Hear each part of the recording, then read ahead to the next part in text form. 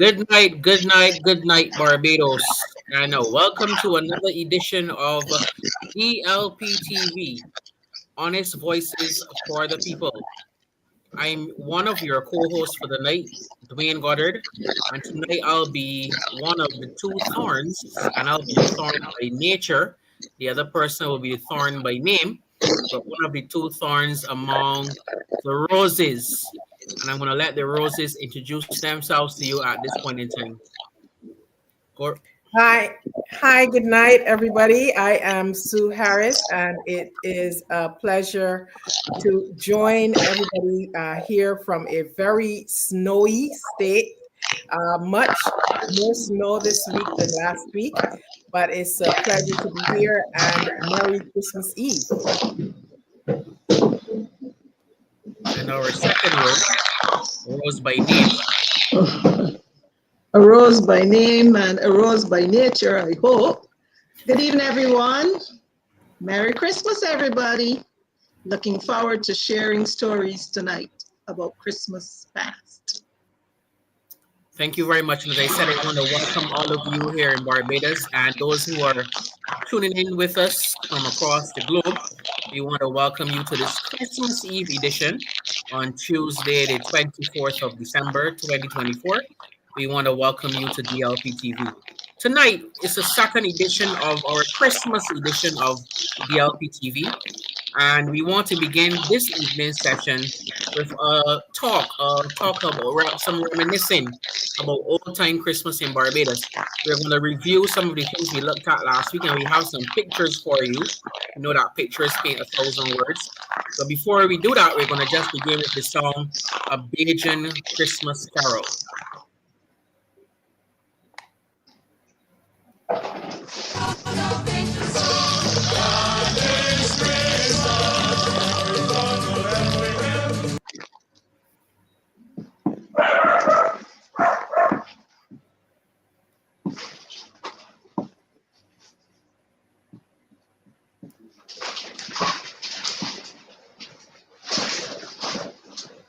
Seem to lost his song there.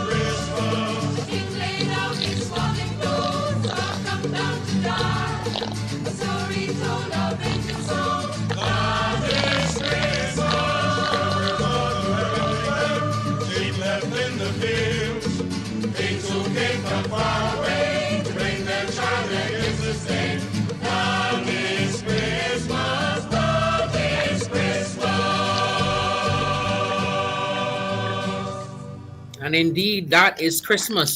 I'm telling you, Christmas isn't Christmas unless you hear that song, Bajan Christmas Carol by the Sicilian Singers. And before we get into our conversation, Sue and Rosemary, permit me to share some fun facts and background information on the Sicilian Singers. The Sicilian Singers was founded by the well-known singer Doris Provençal out of a need for a group to sing Christmas carols. Imagine that.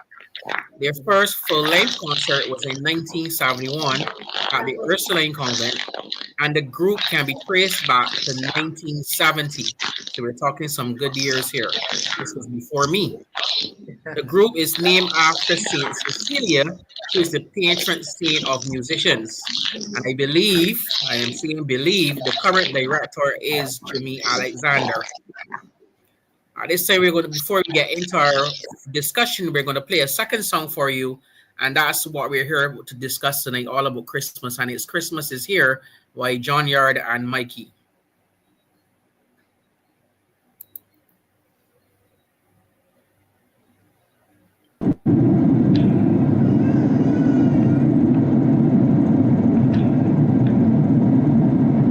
Welcome to Barbados. The local time here is just approaching 5 to 5 in the evening. We'll be taxiing to the terminal Yuki. Boy, Mikey, it's Christmas already. Boy, tell you Christmas don't like, brother. How we get here so fast? Boy, I know me. Boy, happy here. What we do? You hear that, John? Man, you lie. Depending on place for Christmas, boy. Yeah. Merry Christmas, sir. Merry Christmas to you too, bro. Let us sing this song together. Yes, sir. Let it go. Come on. Look, me family coming from all around the world. Yeah, man. It's good vibes they bring it for every boy and girl. Cause this is the season, and we all know the reason why after 10 kids not sleeping. Cause the ham, it ain't done. Christmas is here, and it's time to celebrate it. Christmas is here, and all my friends are related. Christmas is here, no time to exercise. Christmas is here, watch the city now alive. Oh, the outside look like Christmas, and inside smell like Christmas. People real nice, cause it's Christmas time. Oh, I know that I love Christmas. You look like you love Christmas. So let's all have a grand Christmas time. Oh, come on.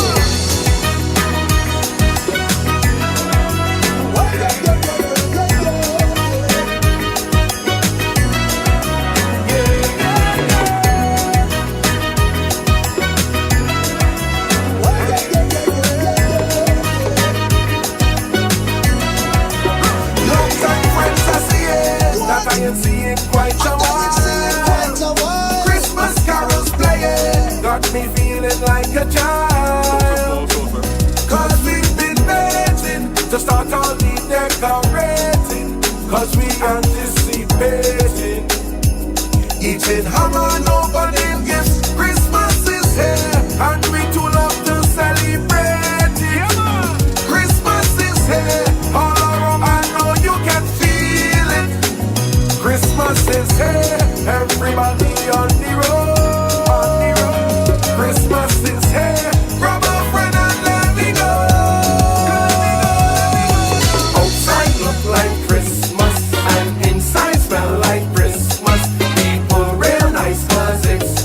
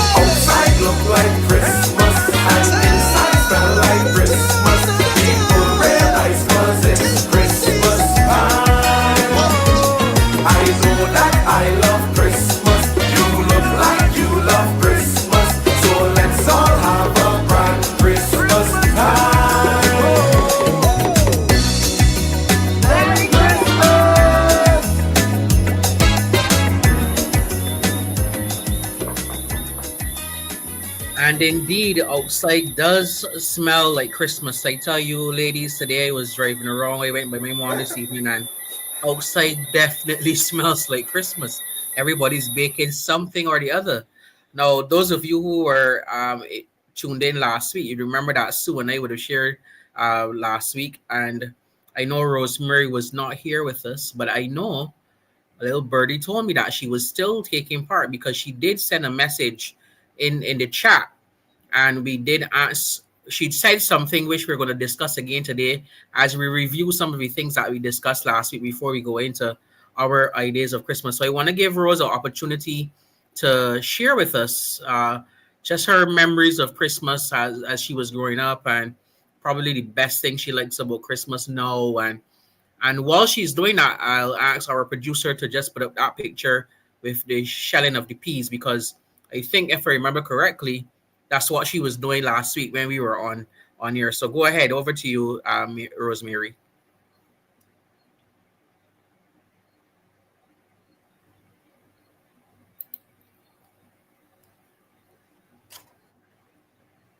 I think you're muted.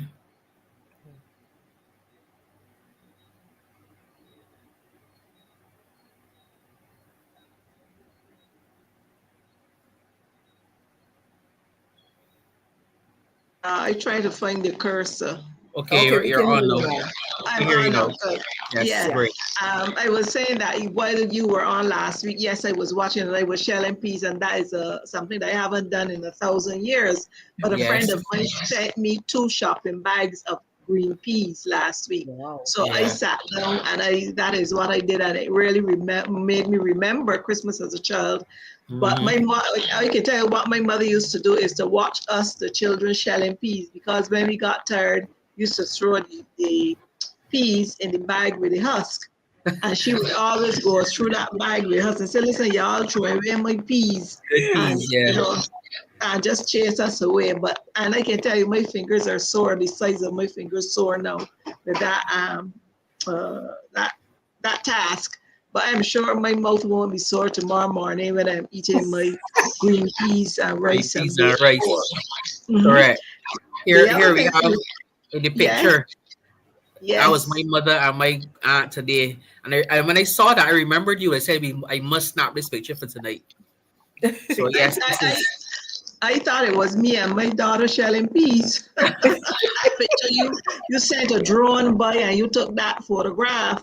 Yep. But I also remember for Christmas, my mother was a seamstress, so we always had new dresses to Mm-hmm. wear to the service in the morning. But I guess we'll talk about that a bit later.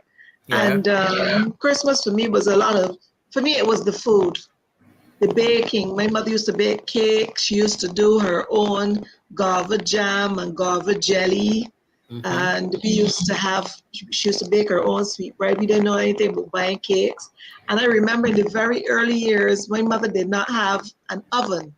So there was a baker shop up the road. So people in Mm-hmm. the area where I grew up in, Eagle Hall, it used to be I think it used to be opposite where Maps is now. Oh, you And think she there's used still a to, bakery up there?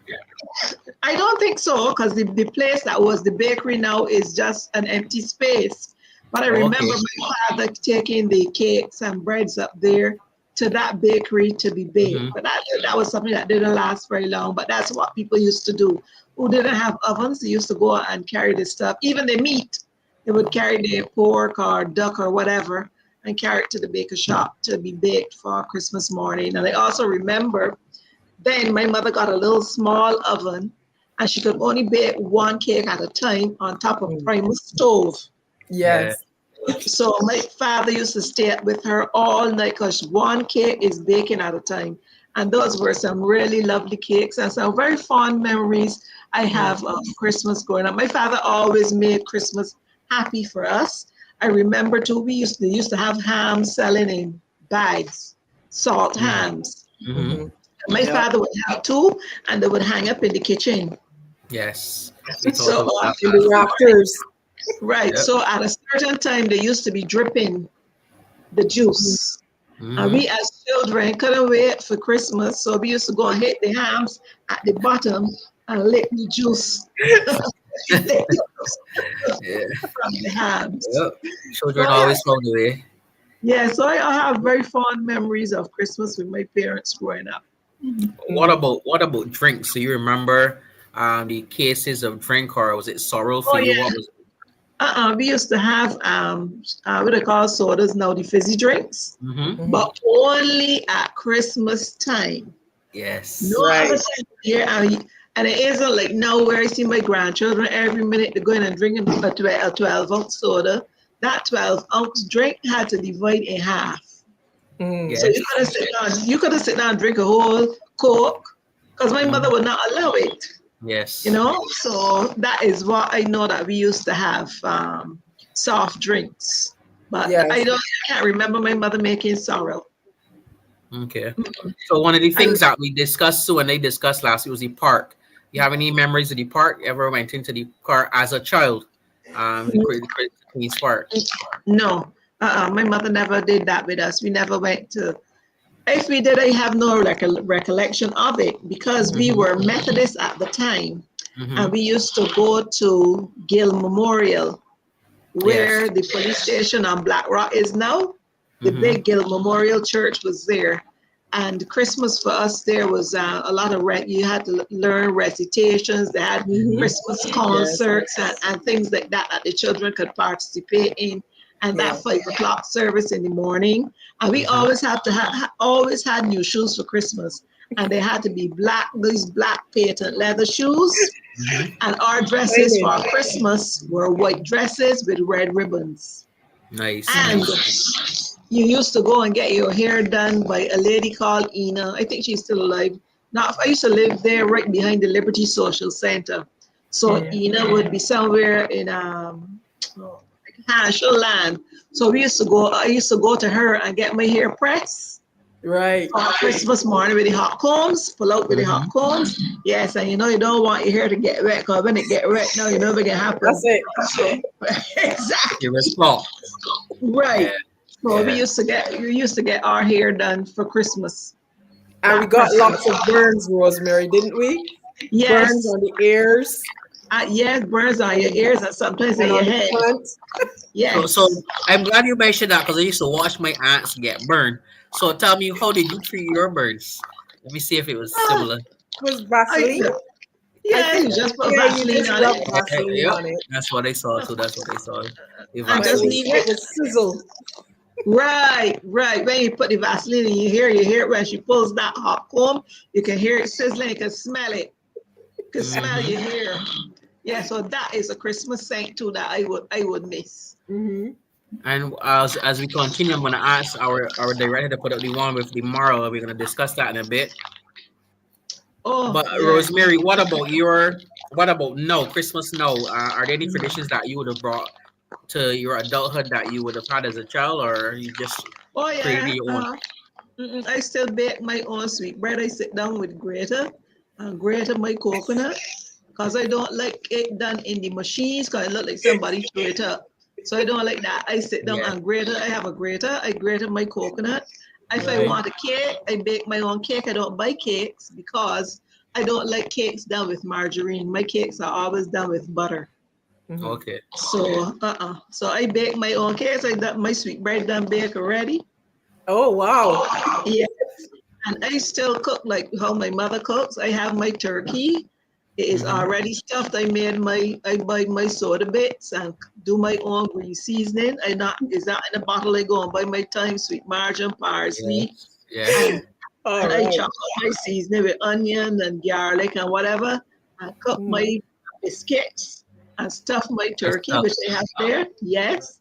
And that will be ready to put in the oven about 2 o'clock tomorrow morning. So it will take its time and cook slowly. And don't Yes. forget, I have a piece of pork because my mother used to keep pigs. Yes. So I have my pork in the oven and I season it up the same way that my mother does. I even tie up my turkey with the string, the Mm-hmm. cord. I still buy that cord. And if I do a chicken, I still tie up my chicken with that cord. So, and I So cook my green and rice. Sue and I discussed last week about engaging the pork. So you said that your mother kept pigs. So tell us a Oh bit yeah. about engaging the pork. Oh yes, every Christmas there was a pig to be killed. So, what's his name? Anthony Phillips, who used to live in what we call Lower Richmond Gap now, but Rotten Town. He was a famous Olympian for Barbados, a weightlifter. He was called Mango because he was very short or very small. So he used to come up early in the morning, 4 or 5 o'clock, and they're out in the yard with a big metal tub with hot water. And once he sticks that pig, they put the pig in the water, the hot water, and then they use a rock or something to scrape off the hair. But anyhow, he was the butcher and he would cut up. But before that, my father would call around the neighborhood to see who wants pork and that's engaged in the pork. So he would know that Miss Ramsey want 2 pounds, Miss Sobers want 3 pounds, and this and that. I still have a book, with my father's writing. I think it was in 1962. The names of the people and the amount of pork they wanted to buy from him. So yes, I know about engaging the pork. And if the pig is killed a Friday, in the Saturday morning, now my mother then would I don't know how these people of old had so much energy. We would have put in a sauce that Saturday. Same day, right? The same day. Yep. We would have that put in a sauce. And at that time, people used to put the blood in the potato. Yes. But people don't eat that now. Yeah. But I do. If I am, because I do my own pudding and sauce. If I want to eat it, I will call the butcher and tell him, listen, I want you to catch some blood for me. And I would eat my pudding just like how my parents used to do it. And it has a different taste. I like that taste. I miss that taste. So not like how people do it now. Yes, it is. Yeah. And my children, for example, ain't gonna eat that. No, them don't want to hear nothing about no blood. Yeah. But I accustomed and I grew up with it, so I love it. Yeah. That's very interesting. I saw the picture up just now. We have it again. So last week we were talking about creating our snow at Christmas. Yes. Barbados, we didn't have the snow, but look at that, Sue. Yes, I see that. I see that. Rick and tomorrow. So this is what the traditional house looked like in around Christmas time. Create our own. It's interesting that at that time we only thought about Christmas and snow, and we lived in a tropical climate, isn't it? Right. Yep. Why we wanted this snow? And the alternative was sand from the sea. We use sand. We use sand in where I lived. Yeah. And there's another picture. Go ahead. But now I'm looking at him raking this thing and she's talking about sand. At this time of the year, we used to go to the beach around 4:30, 5 o'clock in the morning. Now remember, I lived in Eagle Hall, so we would walk to Brandon, and my mother and her neighbor, Miss Richards, would have a box cart. And we would roll that, and in the stillness of the night, that's another thing I miss. In the stillness of the night, you can hear the wheels of that box cart rolling. But Miss Clark going down to the beach. I used to collect what they call gravel. I don't know, but I think that is parts of the reef that got broken off. And when the sea was rough, it brought the gravel up on the beach. Yes, you don't see that now. So that means probably the reef is gone. And I don't know if the sea, or I say I don't know if the sea is not that rough anymore, but I know that we used to collect this gravel and sand and bring it up to the house, and then you spread it all around the house. And only at Christmas time we used to do that. Only at Christmas. Remember, you had to read first. We had to read first. Yeah. With the whole. Of course, I'm not eating myself, ladies, because that one I never had the experience of with the sand or the marl. But I heard, as I told Sue last week, I was a grandmother's boy, so I heard quite a bit of those stories. And Mr. Sir, we have another picture with the plant. I'm not going to call the name of the plant, but somebody will tell us the name of that plant, which was also another exciting part of Christmas for persons growing up back then. So so go ahead, Sue, tell us about your experience with the sand. So yeah, we would have to start reading. Well, not me, but my grandmother, and she would read, or maybe she would get somebody to come and read the house. Like somebody from there was this old man in the neighborhood. We used to call him Sonny. So he Mm-hmm. used to read for everybody. He was that was his job. So you would read and clean up all the different bush around the house, or do something like that, and then we would go to the beach maybe Christmas Eve, early in the morning as well, and we would bring back buckets of sand and we Mm-hmm. would spread it all around the house. And that was our winter. And it's interesting what Rosemary said, that we lived in the tropics, but we were thinking about Of making snow. it snow. Yep. So that was And interesting. Yeah. So that's what we and did with the sand. We and right never on the used screen now, we have another mhm. snow. Oh yes, people like snow. And with that, I was to look for it. It's I can't remember what name was the word now, but Scientific it's name? yes, snow. But we call it snow on the mountain here. Snow on the Yeah. mountain. Yes. And I have passed a few houses even this week gone. I've seen a few people having those, and I say, "Oh Lord, I got when the time gone, I must go and pass and beg them for a piece of their tree." But the thing about these here is that you can't plant them near a light. If it gets any constant, like even a street light is not going to do like this. It's somewhere in St. George, and I marveled at how beautiful. And I mean, it's big and it's so Yeah. beautiful.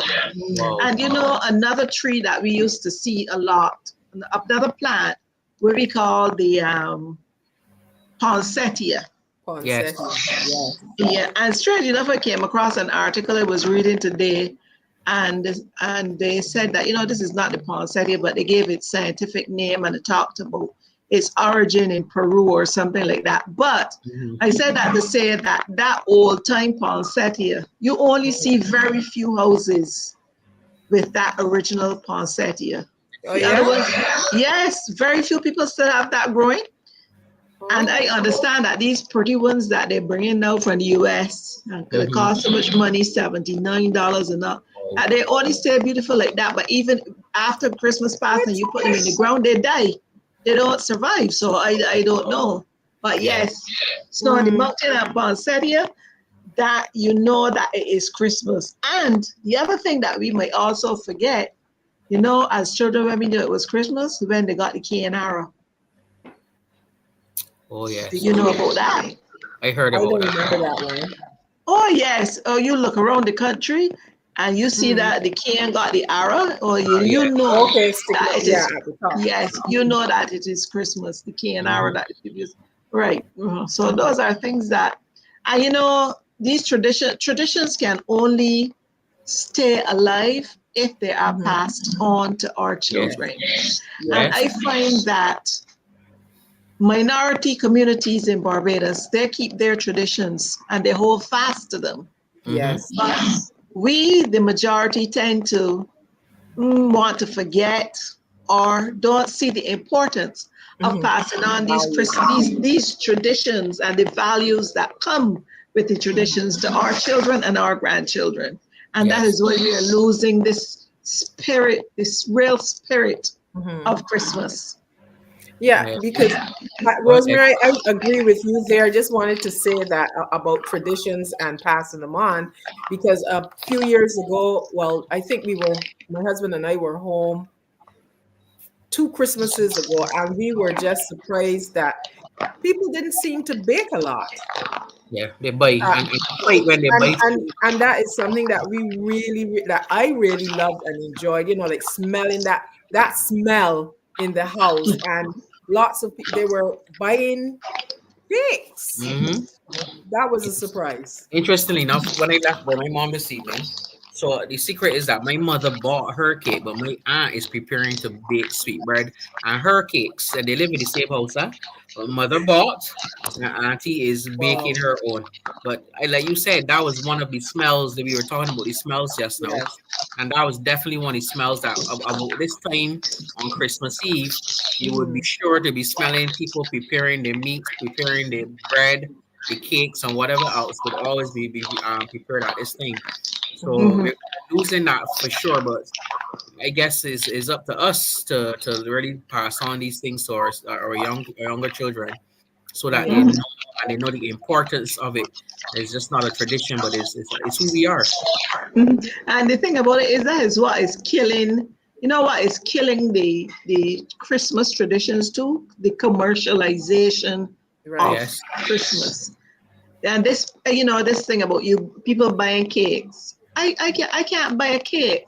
And like I told you, I don't buy cakes because I know people use margarine. Most people, because butter is very expensive. So Mm-hmm. people will use a substitute margarine. So I don't want. I am not going to do that. I haven't. I didn't do any cake this time, Mm-hmm. but I can do a cake on Friday if I want a cake. A pound of butter, a pound of sugar, eggs, and you got your own cake. But yes, Yes. people like buying cakes from the bakery. So I guess it's about spending the time too, because when you're talking about baking a cake, you're talking about spending time. But in Yes. Correct. spending of that time, those are the traditions that you're sharing with your children, and you don't Yes. even know. You don't even know it. Making memories. You're Correct. making Yes, memories. And the children yes, get into lick the pot. They mix right, and bowl. They mix and yes, bowl. Yeah. right. Yes, I used to do that when my mother is finished mixing up the cake and she put it out in the pans. We used to go and lick the bowl, but people would say Yes. no, people you can't be eating raw eggs and all these different things come into play these days. But we really had wonderful. I certainly had very wonderful memories of Christmas growing up in my household. Yeah, we Correct. just have two more pictures before we discuss today's stuff quickly. And second last picture will be the drink that is popular around Christmas time. So I'm gonna Mhm. ask our producer to bring up the picture of the items that make that drink. I don't want to give it away, but I'm sure Um, that everybody knows what that drink is, right? Right, Sue? yes. So sorrel that as a picture prepares to come out. We talked a lot about buying the drinks, and Rose made the point about not getting the whole drink and you share it with your siblings and stuff.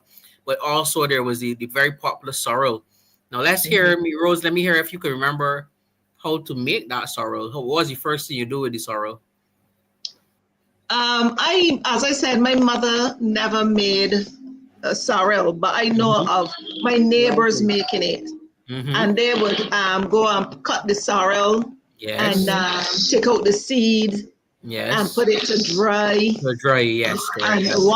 once it was dry, they would bring it in the house and they would put, I think I would see them put in hard spice Mm-hmm. and clove Mhm. in the water to boil. And then they would let steep, and then they would strain it off from the florets, and then they would add the sugar. And oh, sorrel is a wonderful drink. I do love it. It's I do very love And it's an acquired taste. I don't. So she mentioned sorrel. Do you guys get that over in a way, as the Bajans would say? Yes, we do. We do get sorrel. We get almost everything that you could want, or that you would have back in Barbados or anywhere in the Caribbean. Mm-hmm. And we have the dried sorrel. We have all sorts of sorrel here, and they've gotten into selling hibiscus. But I Okay. deliberately do not buy the hibiscus. I think it's the same family, but it is different. I actually And learned that we do. last week. It is a hibiscus plant. I didn't know that. Yes, it's the family, but we look for sorrel, Yeah. and my husband and I, yes, we boil it, and well, I'm not good at it, but my husband he takes care of that, Okay. doing Lovely. sorrel, and we have But some today. you know, sorrel is we only use the florets. But I met a guy years ago Mhm. from Thailand or something like that. But they use the leaves are sour. So if you don't Mm-hmm. have lime and you want to do your fish, you can rub it up with the sour leaves. Oh yeah, Okay. Not the red part, not the flowers, the leaves. Yes, because they're okay, acidic. Yes, they are wow, acidic. Interesting. that's interesting. Interesting. Yes, we just learned Yeah, something. So I did. Me too. yeah, but that's Yeah. a So very yes, interesting to thing. your question, Dwayne, We get that up here. We get it. We do get it in the U.S. Mm-hmm. Almost Yeah. most states, you would get it. Where Caribbean people are concentrated.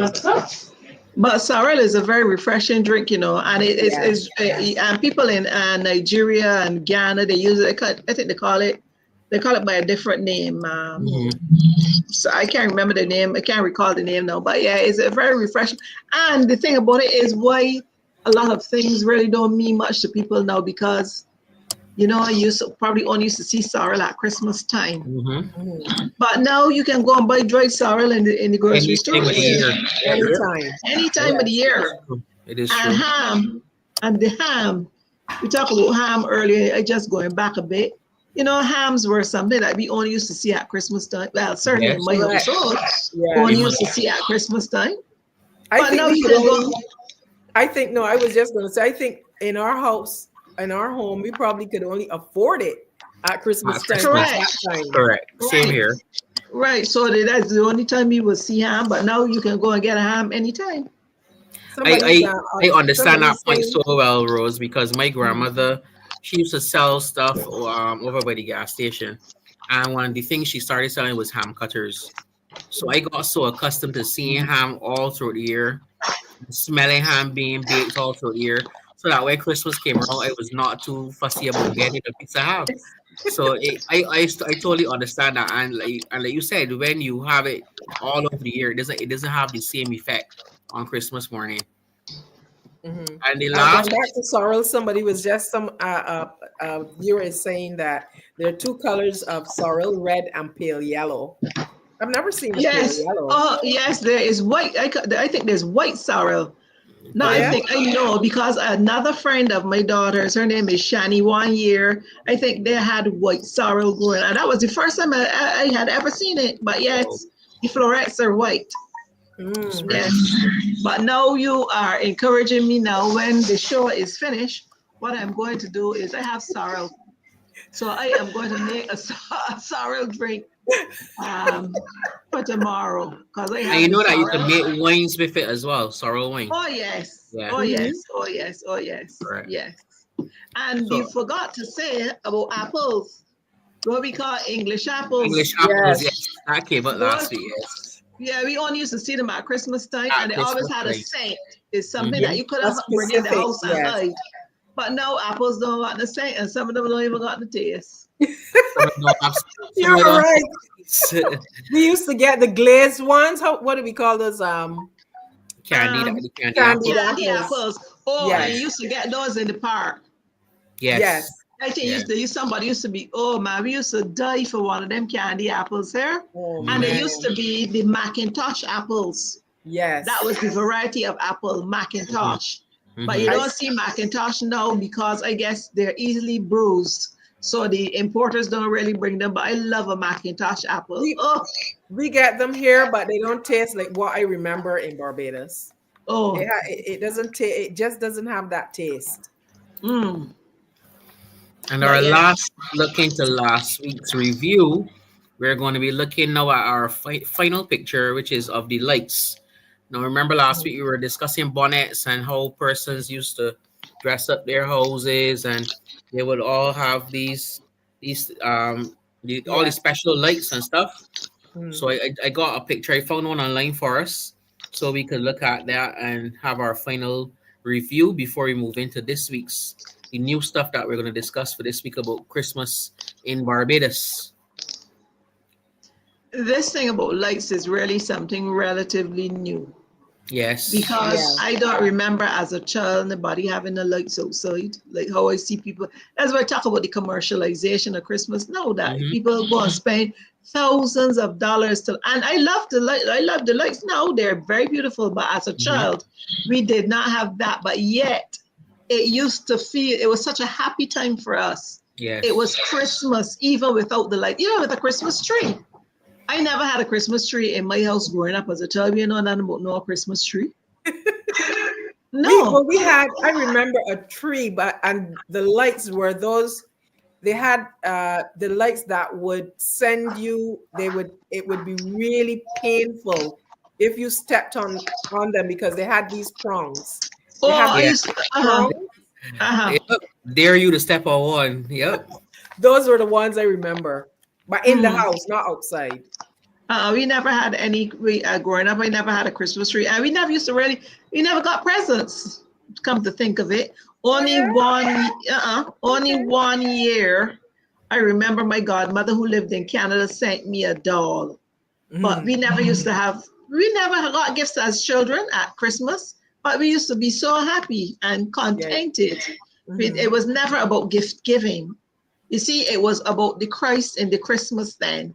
It was never Correct. about buying this for somebody, and no, it was never that. Never that. Yeah. And I guess last week you talked about the string in the house with all the Christmas cards from overseas Yes. showing snow. So that's probably Yeah. why we wanted snow too, because our relatives overseas had snow, and they Yes. sent us Christmas cards. Right. We used to get cards from England from our aunt in England. Right. Every one of us, and we would string them up, and also use those cards to pat our hair down if we had an afro. Oh yes, yes, yes, So yes. that was a very interesting review of what we did last week. I think we have another guest with us in studio. I believe it looks like our brother Hal. Is it Hal? Hello, good evening. Good evening, Good sir. night. Good Good evening. evening, Mr. Gallup. How Good are you doing, evening Miss to you. Rosemary? How are you? I am well. So we're talking about Christmas, Mr. Gollop. Do you want to share some of your memories of Christmas as you were growing up? Uh, Christmas has always been a very important thing for children. Um, I believe as you grow older, the mystique and the all the things that were associated with it Mm-hmm. started to wear off.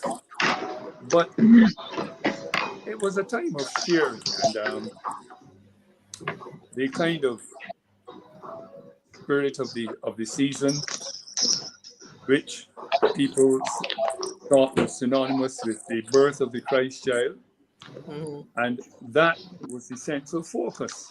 Mhm. Of course, during those periods, the church was a much more serious, a much more important, what should I say, institution Institution. in the Mhm. lives Yeah. of most people.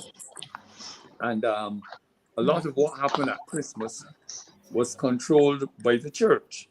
Yes. Sunday Yeah. school children The Mhm. recitations taking and part stuff. in the various little nativity plays Mm-hmm. and reciting and pieces, make recitations for Christmas concerts at the various churches, Mm-hmm. Yeah.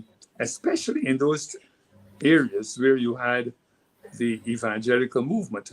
In my village, for example, we had three churches. There was a Mhm. Baptist, there was a Church of God, there was a New Testament Church of God. And Mhm. each of them would sponsor a Christmas program, Mm-hmm. and it kept everybody alert. And Mhm. as I said, the involvement of children was very, very important.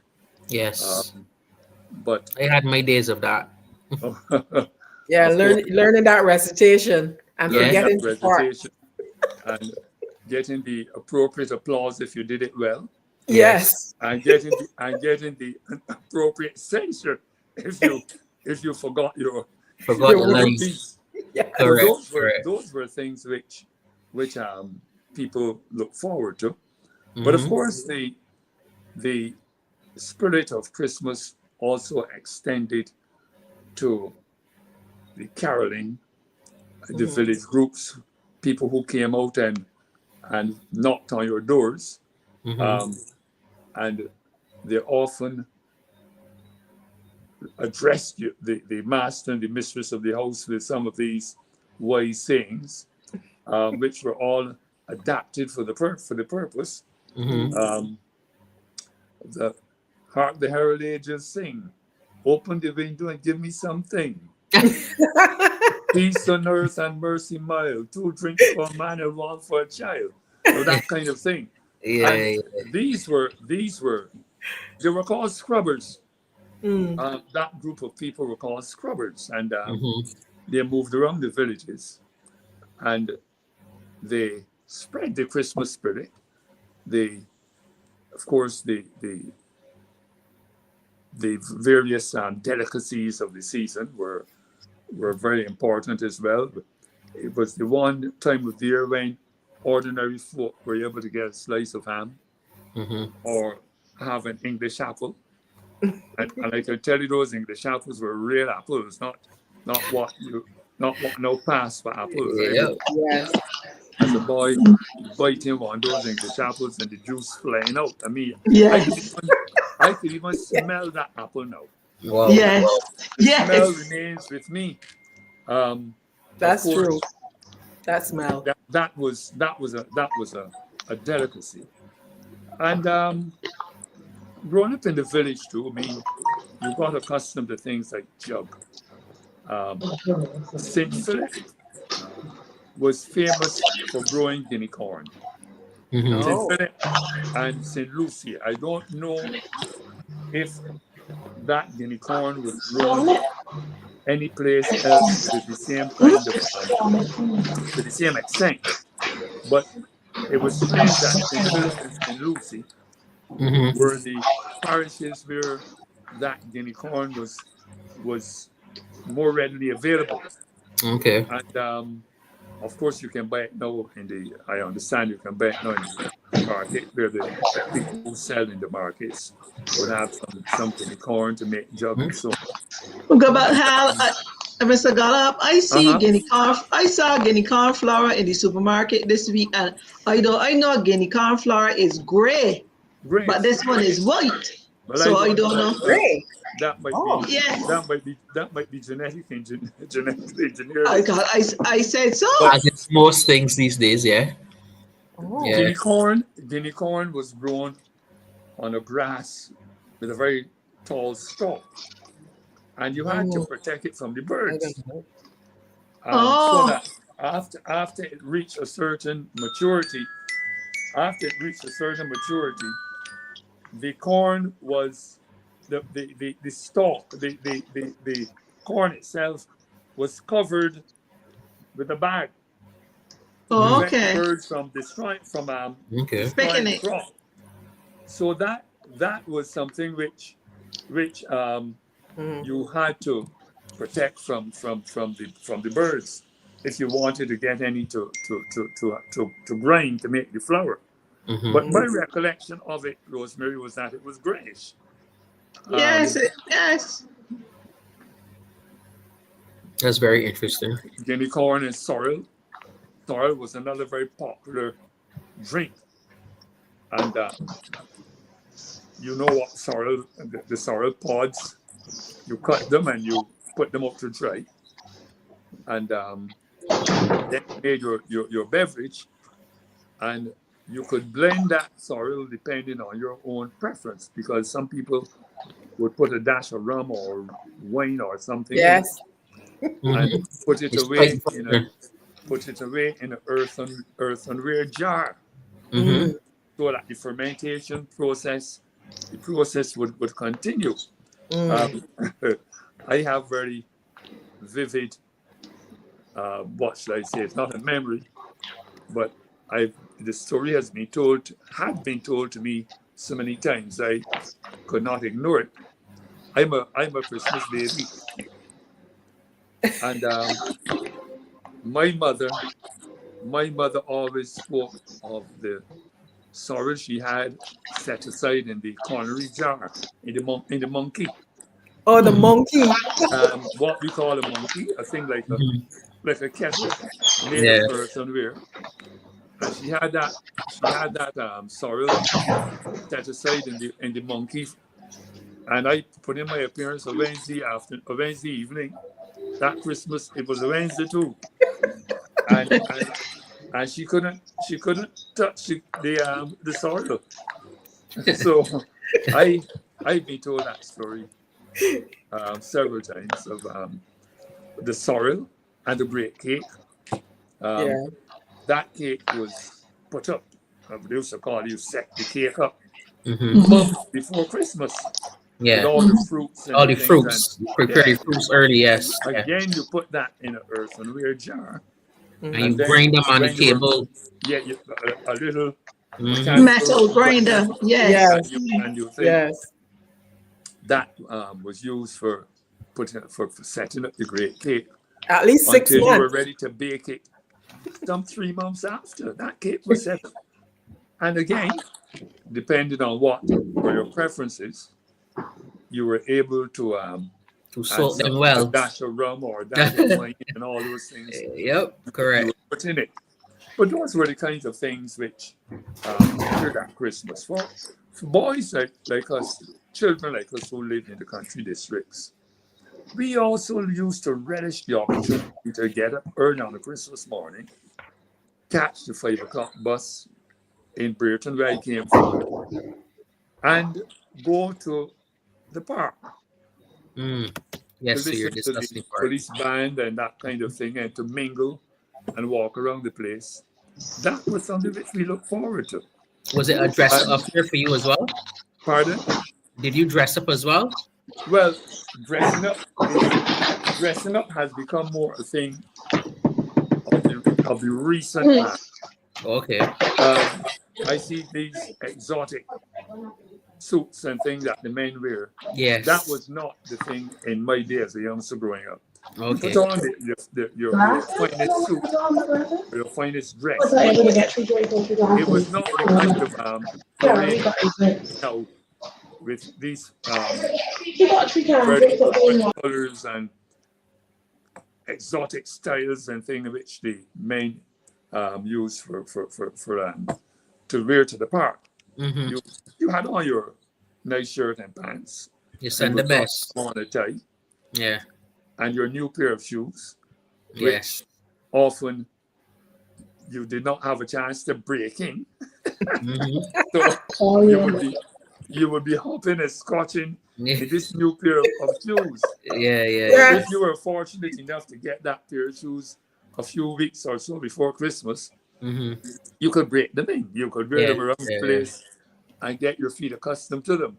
But Hal, do you remember that? I don't know if your mother used to carry you in town for these shoes, but for us, we used to put our foot on a piece of paper. Oh yeah, or string, or string. Yes. So you never went into town. Or you would get a piece of stick and measure from your toe Yes. to your heel. To the heel, Yes. And that was the thing, because going to town was prohibitive. People went to town from country districts very, very rarely. And they used to walk. Yeah, people used to walk. Taking a child to town to buy shoes would have been a rarity.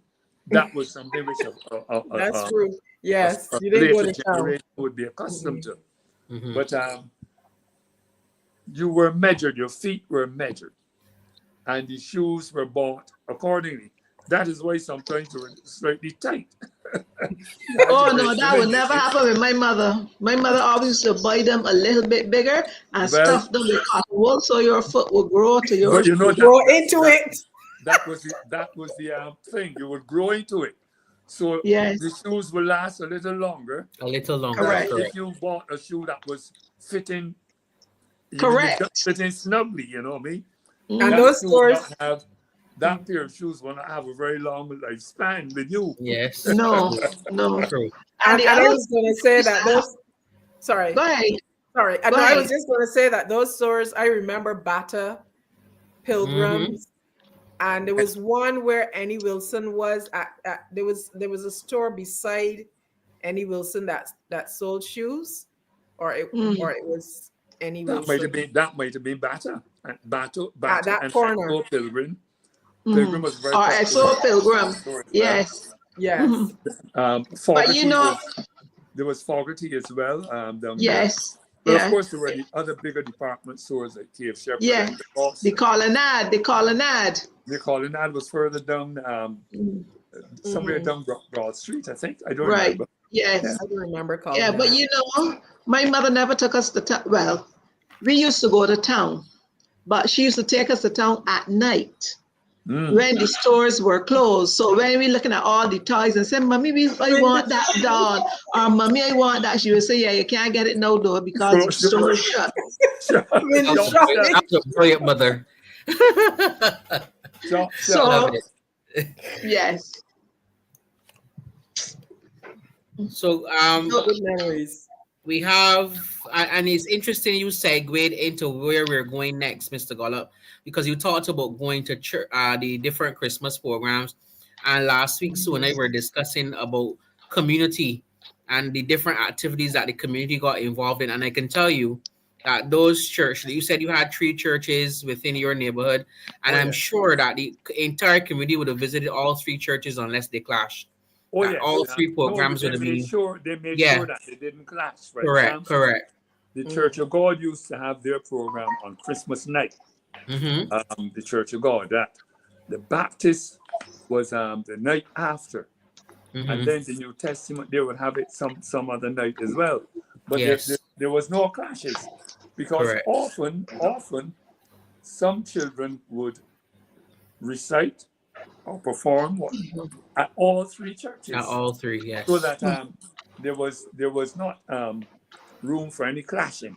Mm-hmm. The resources were not so widely spread across, so you had to stretch the resources among the 3 churches, because what would happen too is that there would be competition from the parish church, Mm-hmm. and there was competition from the Ebenezer Church, which was just across the border. So everybody went to church, Mm-hmm. and Yeah. that was a very important aspect of the Christmas season. Even if if they went once a year, they Mm-hmm. used to go to church. Yes, So yes. that At least twice a year, Christmas and once a Easter. year, And yes, Easter. Christmas and Easter, Yeah, and that has like changed a lot now, though. tonight the midnight mass would be a Yeah. very Yes, big thing you're for segueing right to my next question, which was Christmas. Was it for you? Was it midnight mass or the 5 o'clock? We know the 5 o'clock came in with the evangelical churches, but I want each of you to tell me about your experiences with church. So But go ahead, Mr. Color. I had both experiences with midnight mass and the evangelical 5 o'clock. Mm-hmm. Because as a boy, I grew up in the Church of God, Mm-hmm. was baptized in the Anglican Church, and then after about age 13, I was confirmed at the parish church and was a regular communicant. But very interestingly, there was a period after that when I took a very active part in the Church of God ministry there in Britain. Mm-hmm. I was a young choir master because I was fortunate to do academic music at Combermere, Mm-hmm. and I used to train the choir, in addition to training a singing group which was there. So I spanned both types of church activity. The formal Anglican tradition, right, subsequently became a chorister at the parish church, Mm-hmm. and but then I was also assisting at the evangelical Church of God there in Britain. So there were So would you different say types. one is better than the other? Which one you I think prefer? they were different. They were different. Correct. They're different. Correct. The Anglican worship was much more ritualistic, Mm-hmm. while the Pentecostal Baptist type tradition in the evangelical church was much more liberal and I wouldn't say disorganized. It was much more liberal Mm-hmm. and more open to freedom of expression. The Anglican Church had a very strict ritual because they followed their prayer book, Mm-hmm. and that controlled the kind of service which you had. Not so in the evangelical church. Mm-hmm. The church's program depended on who was the pastor or who was in charge that night or whatever it was. So there was that difference, you see. Go ahead.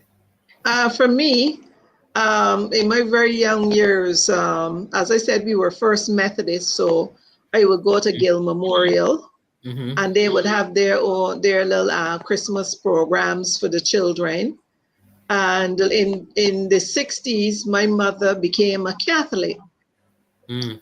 and the Catholic Church didn't have that kind of um, experience for children. But there was a lady that lived next door to my mother, Mrs. Richards. She used to have one of these little mission churches. So we always had to participate in the Christmas programs, the recitations. Mm-hmm. And I found that looking back now at that period in my life, that prepared me for reading out aloud. Public speaking. And yes, that kind of activity, I think, was useful, because that is what I prepared the children for. You go up and you say something in front of a big crowd of people. You don't have that fear, and you're not timid. So that is what I remember about that type of Christmas feeling, that preparation, the weeks of preparation for that. I had to have practice, what they used to call practice too. So don't think they can give a presentation tonight for you to say tomorrow. Right. You had it for many weeks in advance. Practice. Yes, Yep. and then the program that you were in, there was a practice nights at the church, and you go and practice when you come in and when you leave. It was really character building for me. And now looking back at that period in my life. Yeah. So for me, I grew up with it in Church of Christ. So I think there were six denominations back then. I don't know if you know how that goes, but it was early morning for us. And then I think if because my grandmother was a very big part of my life, and I think if she wanted to punish us, me and my other cousins, she would take us to midnight mass. I think that was a bit of a punishment, but I don't think you could play you sleeping like that in the church. When she carried the church, you can't play you sleepy.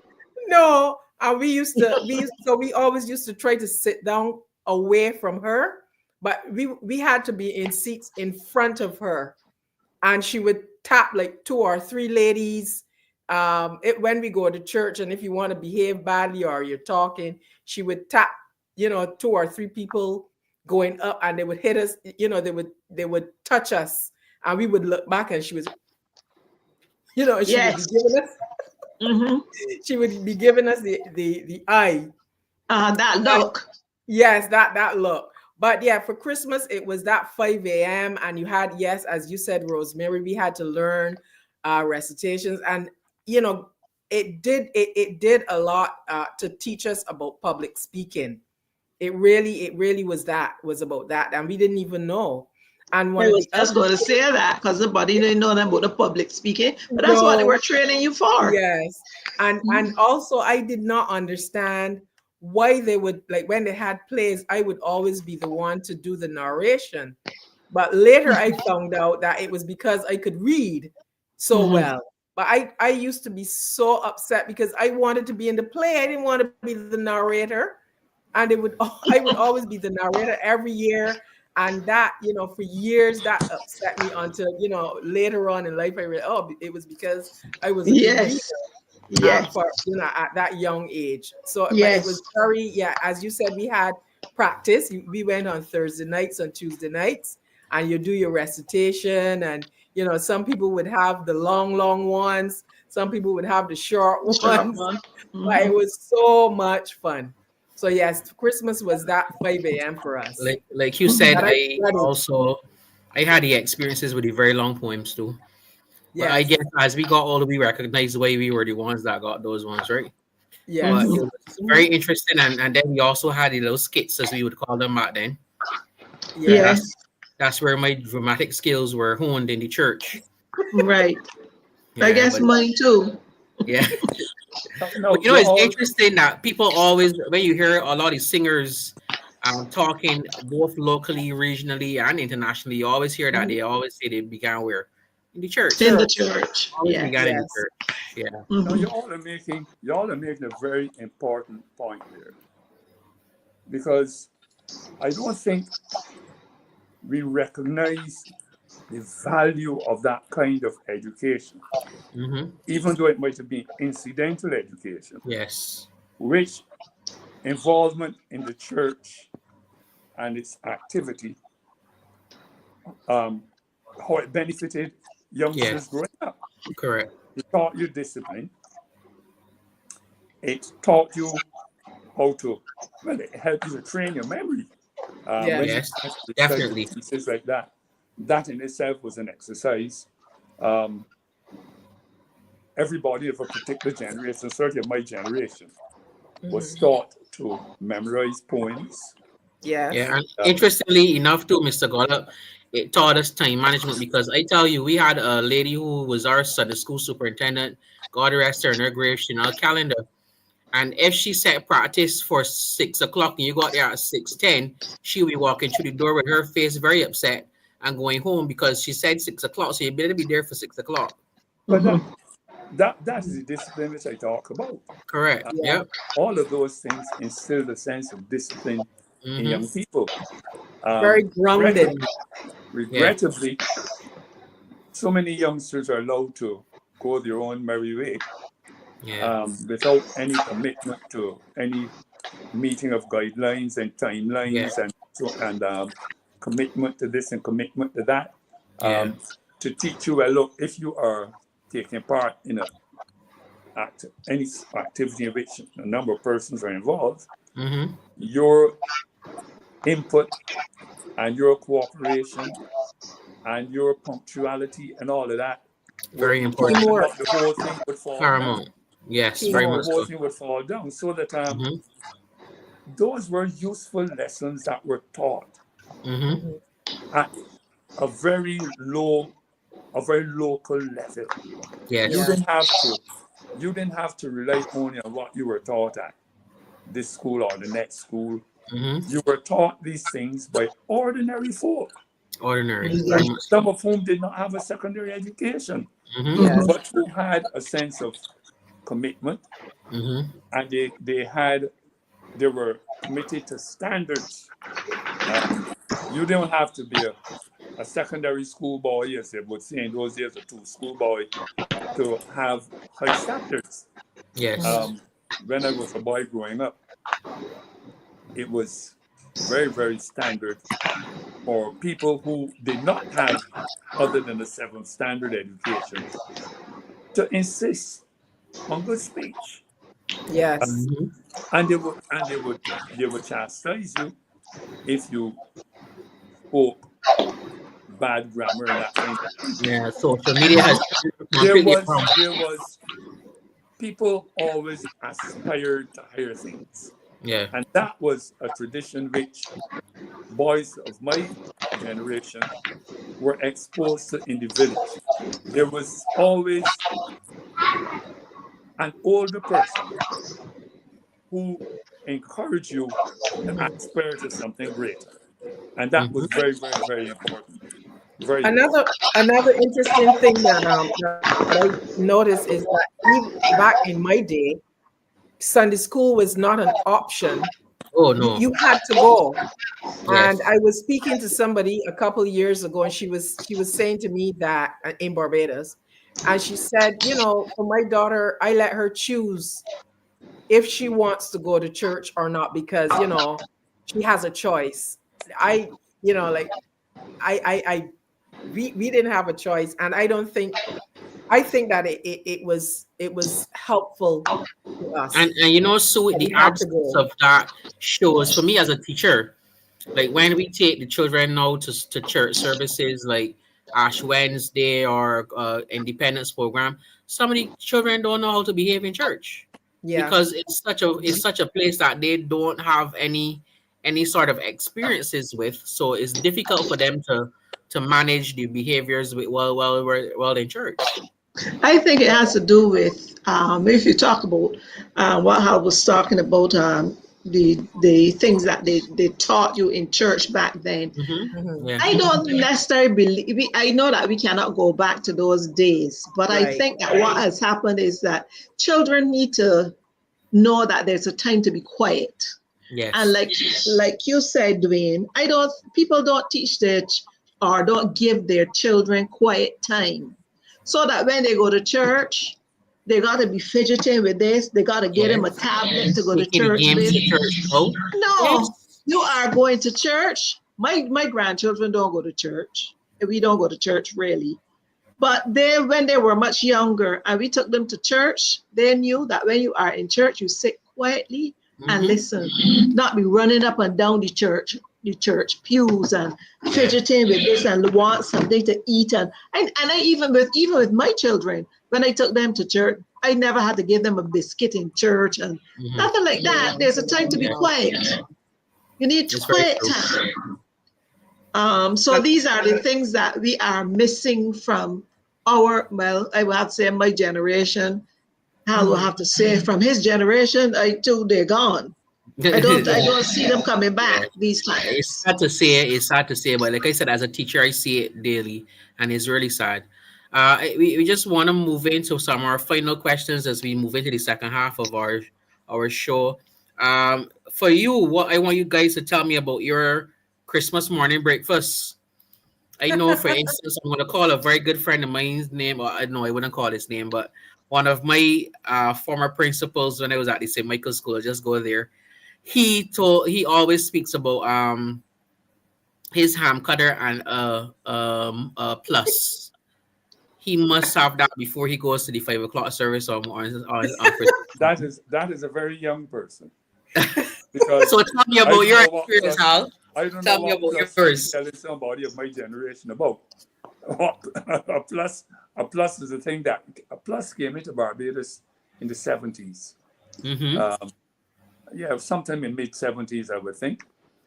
So when you talk about somebody having plus for breakfast, that's a young man, right? Fairly. Yeah. For breakfast, you had a good cup of tea and you move quickly. Because breakfast was not the first thing which people had in those days. Breakfast time was 11 to 12. So you must make that difference. You had a cup of tea in the morning. Then breakfast time was 11 to 12.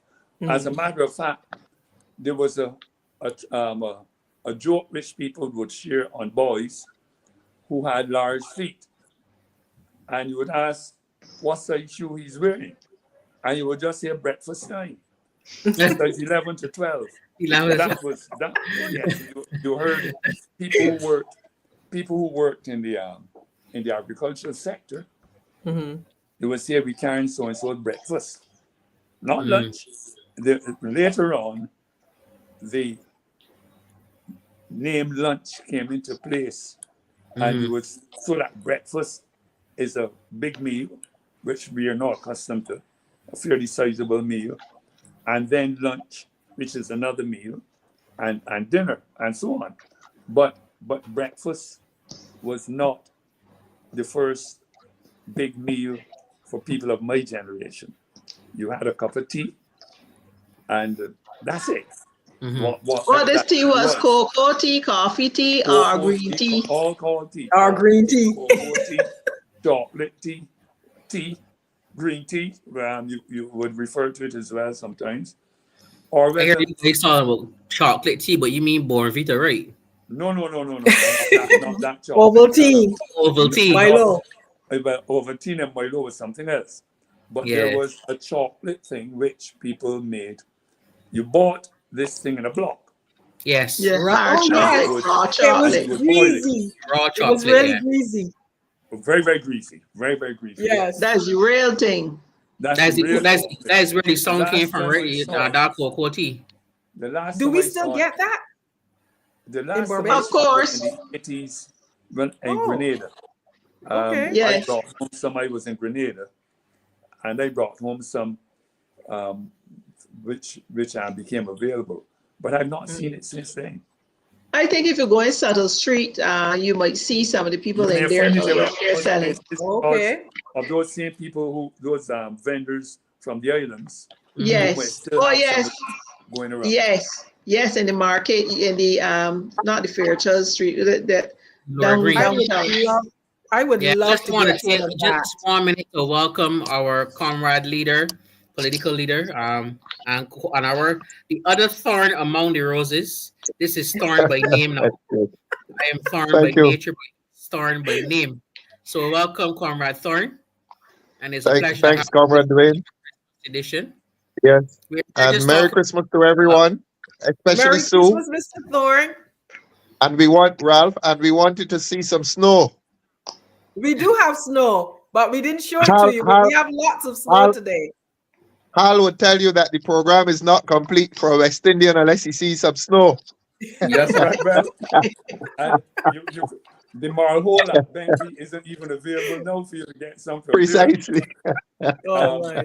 And I know Oh, yeah, even when sample. people travel, they're very disappointed when they go to New York and other places and they don't get to see the snow, you know? Oh, yeah. Correct.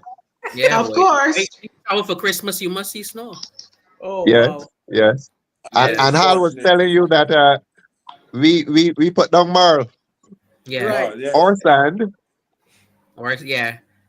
We I'll had a send a picture of that picture. earlier. Yes, sand was used for those people who live near the beach Yeah. and couldn't get Yeah.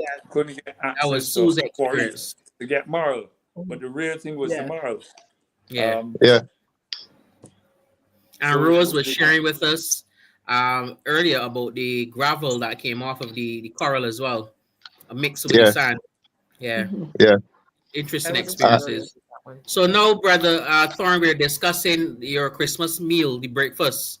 What was that like for you? Breakfast. Well, on Christmas morning, we were awakened by parents, and this is 4 o'clock. Mhm. So there was, and I'll tell you what breakfast was. They shook you up at 4 o'clock, eyes burning like anything, Mhm. and you smell two things. You smell two things. You smell the ham being cooked, Yes. and you did not have access to that because it was still being cooked. They got you up to send you to church at 5 o'clock. 5. So the only thing you would have is what y'all were discussing just now. We call it chocolate. Yeah. And I don't remember the exact process, but they used to make it and wrap it in white cloth. And it used to turn into a ball of chocolate, a brown ball. And somehow they got that to turn into tea. Well, not tea, the chocolate beverage. Yeah. And one of the things I remember about it, it had this film on the top. Oil. So the oil from the what was it, cocoa? We call it Yes, chocolate. it's raw cocoa. It's raw cocoa. Chocolate. Raw Raw chocolate. cocoa, right. Oh, So man. on Christmas morning, that was our breakfast because when you're very excited, you're not hungry Mhm. as Yes. a child. So Yes. that helped us to get up and get off the church. And as Rose was saying earlier, your shoes, it is the first wearing. And it was really a gamble you were taking. You don't know whether these shoes are going to fit. Yeah. And I heard y'all talking about measuring the feet with a piece of paper. Dwayne, you're in modern times. No, I told you. Our feet used to be Ralph, I grew up with a grandmother. So I told Rose last week I have Okay. all the experiences, right? all right. Well, let Yep. me tell you how we used to have our feet measured. The leaf of the coconut tree. That stalk that ran down the middle. Hal knows about this. Oh, yes. That stalk that ran down the middle of the coconut leaf. You would get a coconut leaf, and of Bears. course, if there are a lot of children, each child has a different measurement. But you use that stalk to measure each person's foot. Oh, Oh, yes. Yeah. From toe to So if there were a lot of children, that your mother went to town with about 4 or 5 of these stalks. The problem that you had with that is that they always measured lengthways from the toe to the heel, from the toe But to never, the but never across. never across. So you would get up Christmas morning and this beautiful shoe, you stick your foot into it, it is the right length, But not the right width. and man, it is hurting. Yeah. And we had a Burning. term called scotching. You're scotching going down to church, but you don't want anybody to know that. I mean, this is supposed to be a perfect day, but you're scotching. You're limping. You're literally limping and going down to church. And if it is really tight, you cannot conceal the limp, and you're feeling very embarrassed. Yeah. So that was the arrangement on Christmas morning. Of course, you're in church and you're waiting for the sun to come up because as a child, you're not really interested in any sermon. You just No. waiting for the sun to come up. and you're peeping out Mhm. through the church window and you're looking for that sun. All right, And when Donald, they sang, tell me something. when Did they you actually sang, survive the service? if I did what? Did you survive the entire service? Oh yes, yes, Christmas morning. That's the most exciting 2 hours Oh, in the mine year. You too. don't sleep. I fell asleep. You sleep on watch night, and I'll tell you about watch night shortly. So that your the song that used to signal the end of church was "Hark the Herald Angels Sing." Mm-hmm. When you heard "Hark the Herald Angels Sing," you know the service is about to end, and you're about to leave the church. And where we were in Tudor Bridge, we could walk to Queens Park. Oh, Yeah, mm-hmm. so that the Queens Park was a delight. Mm-hmm. So that the real meal then, Dwayne, was when you came back home around midday, Oh, okay. and it was rice and green peas, they called them. Green Yes. Yeah. peas and rice, baked pork, Fish rolls with shilling. a child's delight. You probably Yes. saw fruity about 3 or 4 times a year. All right, Um, fruity. a red Mhm. fruity, yes, yes. Red Mhm. fruity is Christmas, New Year's Day, Red fruity Easter, and and milk. the excursion. And the excursion. Yes. The Yes. excursion. Yes. Y'all So, ever had your fruity so and milk? oh yes, of Of course, of course. course, of course, Mm-hmm. of course. Yeah, yeah. Delicacy. But you You know, know, today I was medical professions frown on these drink fruity and milk. yes, And but terrible, too much sweet. don't But we worry, used to Rose. run.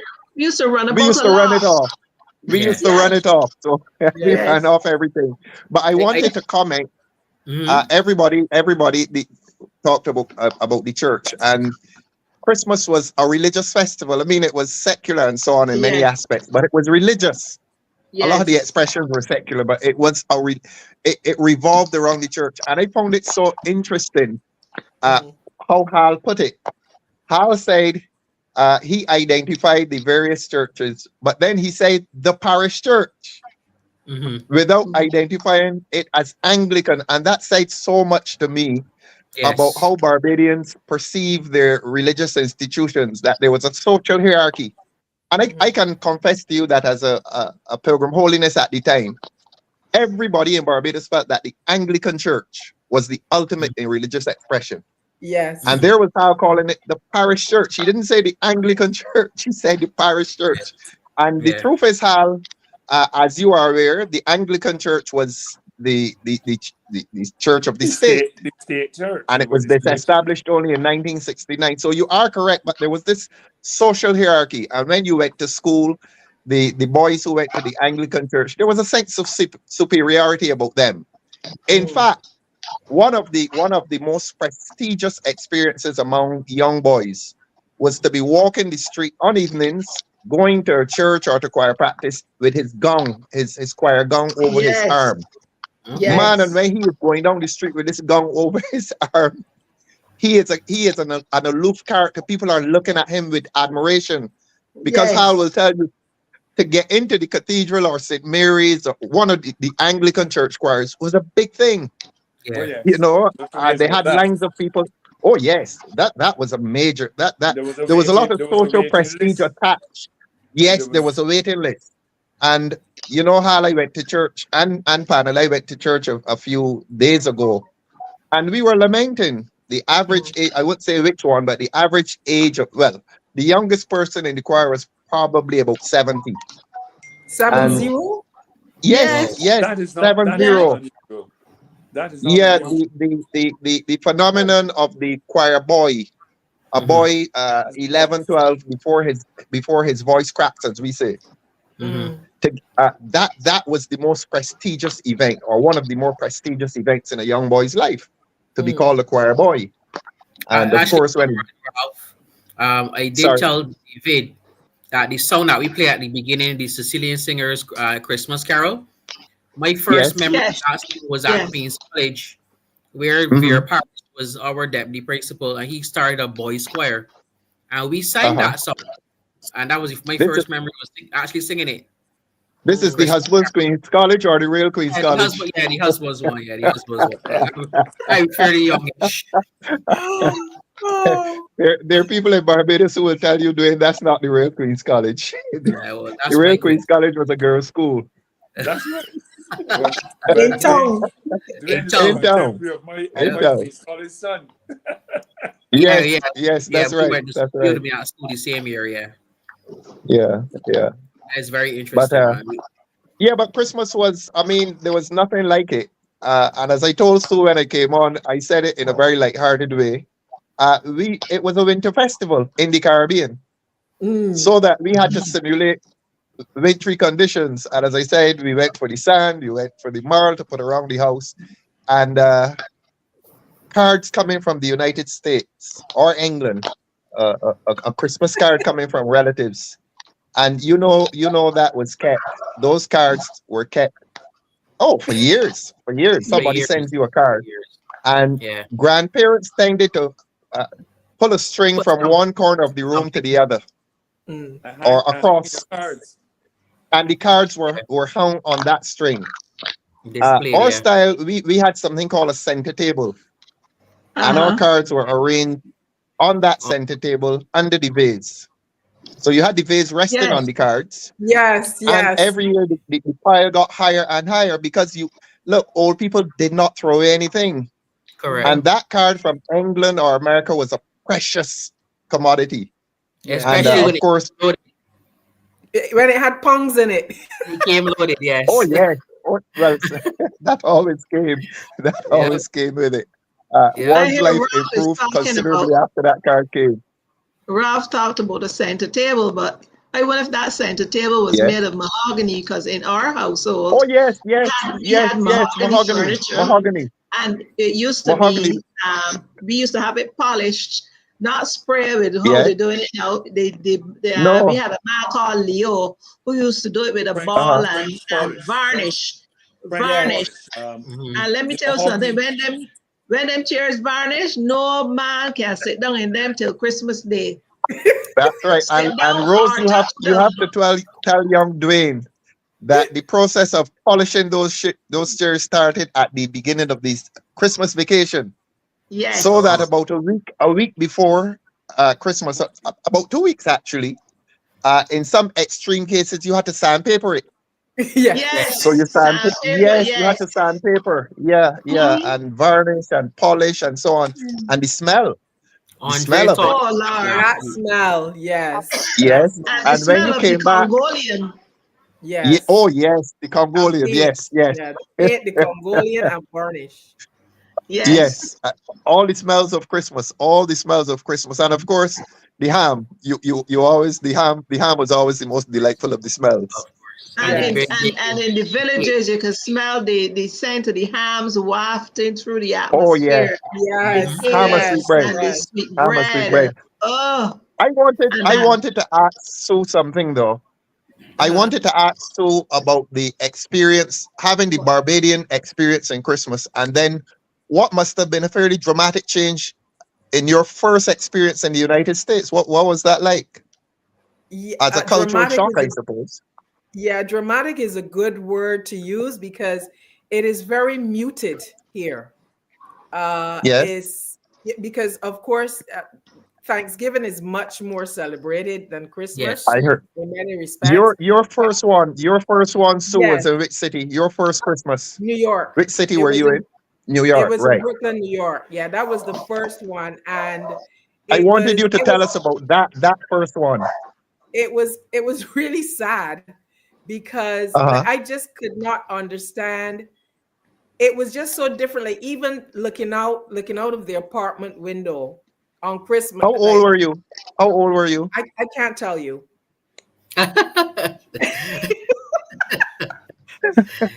So, like, But age it's range. Teenager? been the first one here in the US was many moons ago, perhaps Oh, okay. Okay. 30 years ago, maybe. But what was Okay. striking to me was to see people going to buy fast food, Chinese food on Christmas Mm, Oh Day. there. That was Oh I there. could not wrap my head around that. Yes. Yes. People Yes. were coming from the Chinese store hmm. with food, Uh-huh. and I Yeah. couldn't understand it. So there was no family gathering. Nobody came over. It was just, you were just eating, doing what you did for that day. It was nothing special, and there's no Boxing Day. It was work the next day, The next day, correct. Yeah. and it still is. How did it touch you? How did it touch you emotionally? Um. Did your mind travel back to Barbados and were Oh you yes. sad? Yeah. It was very sad, and we did. Of course, we Uh-huh. didn't have WhatsApp, so a call home would have been Yes. very expensive. Expensive, yeah, So correct. I Yes. think I would have bought one of those cards.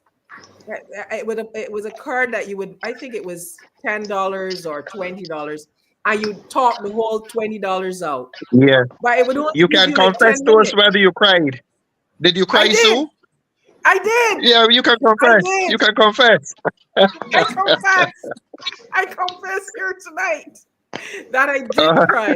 My mom was yeah. alive at the time, and that card that you bought to call home, it just was not enough, because you'd be Yes. talking and you think you'd buy like I don't remember the amount, but if it was $20, you would have expected some long time, but before you Yes. started talking, it was gone. So Yeah, it was Yeah. very sad. Yeah. It was very traumatic. It was traumatic and dramatic, and Mhm. it yeah. was a shock. And that But It's you know interesting that's that a, you that's said a that. sorry, go ahead. No, I that's an said it's interesting interesting that. perspective because so when Barbadians left here and got into that aircraft at Sewell to go to the United States, we thought y'all were going to heaven. And Me I'll too. tell you, the photograph, y'all always sent back a photograph standing in the corner of a room by a television Yes, at a big Christmas one. tree. And man, Mhm. the average Barbadian house did not have a television and a Right. Christmas tree. So when we saw this photograph, or people would stand outside the brown, what do you call it? Brick buildings. Yes, yes. Yeah, And yeah, we thought that Apartment it was building. heaven. We thought Yes. that we thought that all people had gone to heaven. That mm, New Uh-huh. York and the United States and England was heaven. yeah. We really Yeah. thought that we And were we had going to no idea heaven. that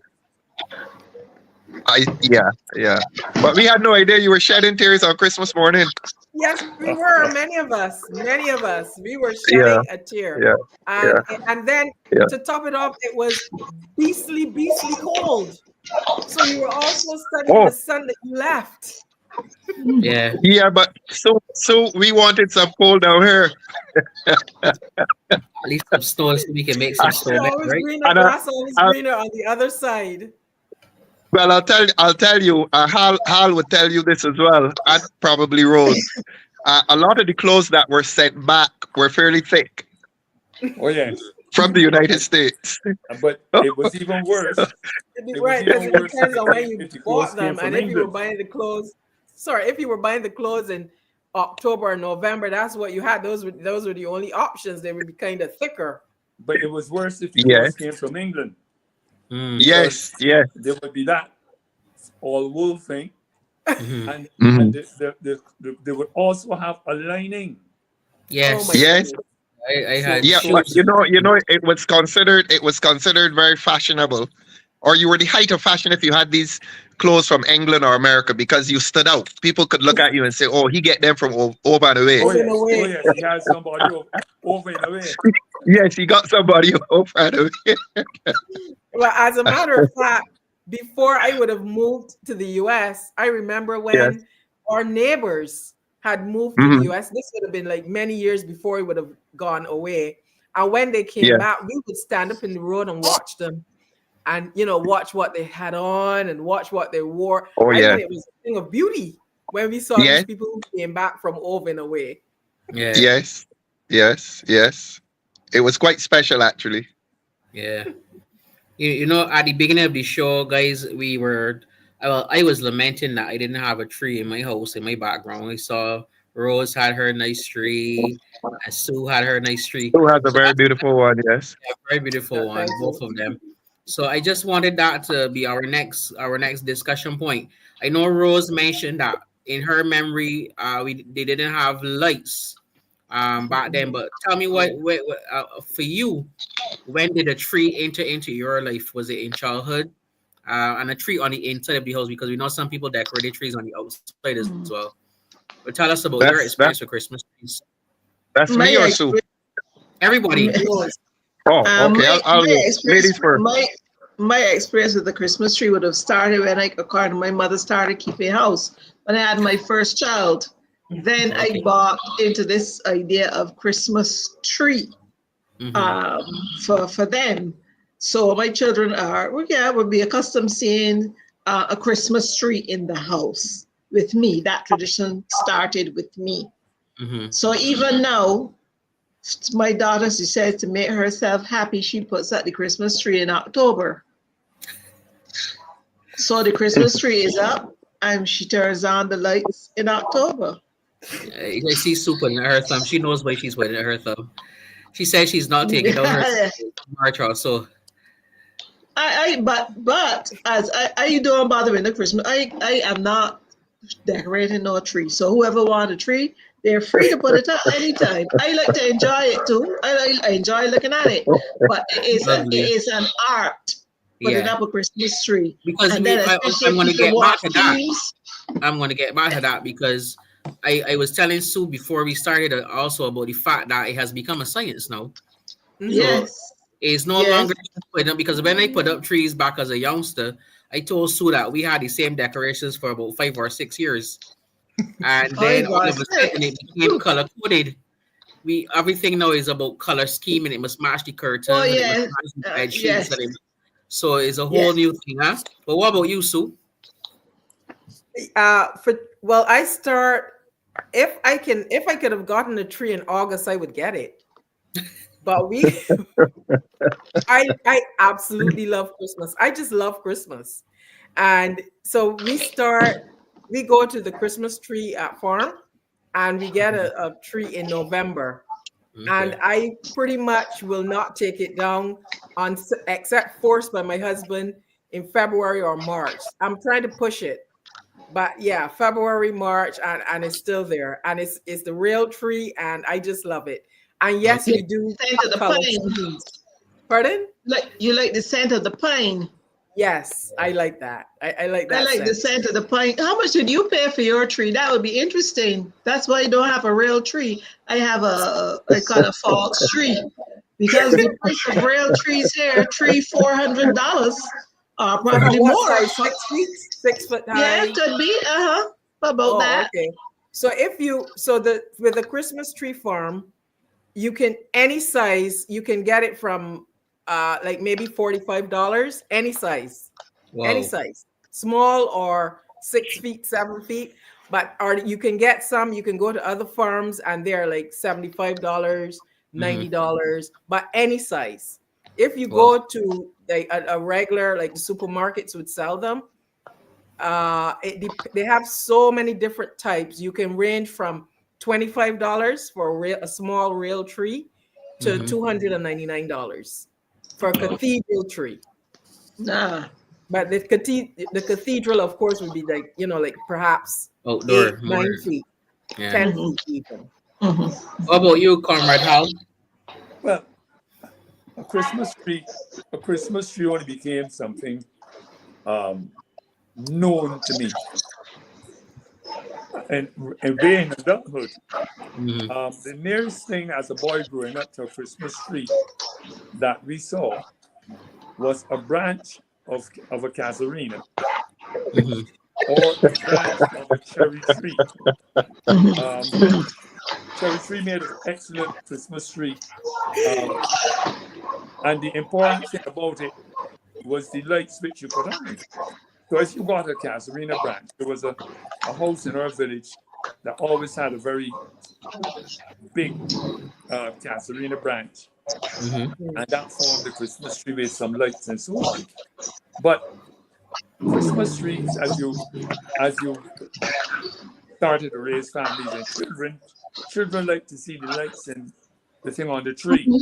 And that is why I've always said, that's why I always say that Christmas has a specific kind of meaning for children. And they're the people I think who enjoy Christmas most. Yeah. And as you get older, the whole spirit of Christmas seems to go further into the background, and the children pick it up. Now, unfortunately, if the generation of children do not carry on that tradition, Mm-hmm. it will soon die, because you hear all kinds of infiltrations. And People that's are that's now gonna be a saying last people are discussion now topic. people are now Yeah. saying Kwanzaa and these other Mm-hmm. things which take us away from what Yeah. Ralph described earlier is a Christian festival. Correct. Even though we may have had certain secular infiltrations, it's about the birth of Christ. Mm-hmm. And that is synonymous with Christianity, is it not? Yeah. Yeah. But nowadays we have a number of people who belong to these other non-conventional groups or cultures, if you want to call it now. They associate with them. Kwanzaa is one of them. Hanukkah. And they tend to push the Christmas culture further into the background. Mm-hmm. So in the final analysis, people will decide whether Christmas as we know it will survive. Yeah. The commercialism has threatened not to allow it to go extinct, because they put up everything for Christmas, so that the feeling of Christmas is generated by the commercial people as well. And we get caught up in it that way as well. So it is a time for the commercial people to make a killing. So that keeps Christmas very, very much within our focus. Okay. As What, soon as what about you, Comrade Ralph, and your tree experience? And after that, I just want to alert our producer that after that, we're going to play our penultimate song. And then as we segue into our final discussions on Christmas in Barbados. Well, thanks, Dwayne. The first thing I'd say about uh, a tree was intended for the public as much as it was intended for the people living in the house. It was something to show off. Mm-hmm. And the problem in that day is that a lot of the houses had wooden jalousie windows. So unless you open the windows, you're not seeing the tree in the house. True. And I remember going down to what we call the housing area, where there were a lot of glass windows. Remember, this is the 1960s I'm talking about here, when life in Barbados was pretty simple. Yeah. So that if you lived in a house with wooden jalousie windows, the public is not going to have a sighting of that tree very easily. And as I said, the tree was as much for the public as it was for the people living in the house. So I don't know if that is the reason a lot of people did not have trees. And sometimes you would know a house had a tree if you pass by and you saw the lights illuminating the what we call the front house. But I want to tell you this, my own experience. Our first tree, my father was, no immodesty here, he was a very creative man. And our first tree was a broomstick. I mean, a broomstick. He might have made it. He went and bought a broomstick. And you know those bottle cleaners that used to push this? Yes. Right. He made that as well. One. Right. And he made all of these things. And maybe it would have been about 20 bottle cleaners. And he screwed it onto the broomstick. And of course, he made a base. And somebody must have gone to town and bought the tinsel and so on. And that was our first Christmas tree, and it had lights on. Wow. Remember, in those days, you had flashing lights. You couldn't really control it. Some lights flashed, and in those days, the lights came on a string, and if one of those bulbs became disconnected, the whole thing went off. Yes. So the children were not allowed to go near to the tree because some mischievous child, the parents used to say frisky, not mischievous. Some frisky child would go and unplug one of the bulbs and the whole tree gone into darkness. Unfortunate mishap of stepping on one. No. The tree. Oh, and I'll tell you this: the tree was generally placed like the TV in the corner Mhm. by a window. Yeah. Because as I've said, it was for the public. You wanted to show off your tree. So if you had a television, a lot of us did not have televisions, but people who had televisions over the Christmas season would move the television from the corner of the house by the window, and the tree would go Yes. there. Yeah. Yes. The Yes. television story is another one. That's for another time. But Yeah, yeah. that's my experience with the Christmas tree. That it was for the public. What we are seeing now, these trees, very expensive trees that you are imported from the United States, I think, and they sell them, and the smell is nice. We did not have any of that. I think most of our trees were synthetic. I think most of them were. Mhm. Yeah. Yeah. As we continue, time is really getting away from us, as they say. Yes. I'm sorry. Time flies while you're having fun, huh? But we're going to Yes. listen to Brian Bumble Payne. And then when we come back, our final discussion will be about the things that are changing, these subtle changes that are coming into Christmas. So think about those after Bumble. Okay.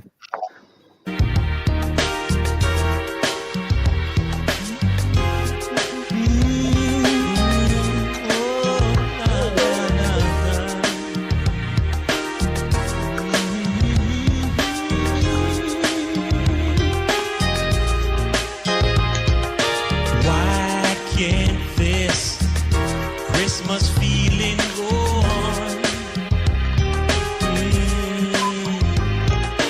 Why can't we learn to live together? Not for a day or a season, but for a little bit longer. Oh, why can't this feeling go on? Oh, yeah. Why can't this Christmas feeling go on? Why can't we learn to live together? Not for a day or a season, but for a little bit longer. Oh, why can't this feeling go on?